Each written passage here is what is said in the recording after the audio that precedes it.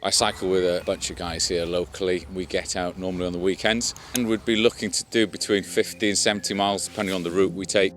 Quite often we'll go down to the coast unless it's a busy bank holiday weekend or something, then obviously we'll avoid that and we'll stay here around the forest. The worst pothole I've ever seen was as long as I am lying down, so that's about 6 foot, and it was probably about a foot deep. Obviously we've had a fairly harsh winter, so the roads are quite cut up at the moment and it makes it difficult for us as cyclists twofold. So we've got the hazard of actually hitting the potholes, damaging the bike or the equipment, but the other hazard is if we have to swerve out into the road to avoid the potholes, then quite often you've got a car on your right hand side and sometimes you've got to make a choice: do I hit the car or do I put myself into the hedge?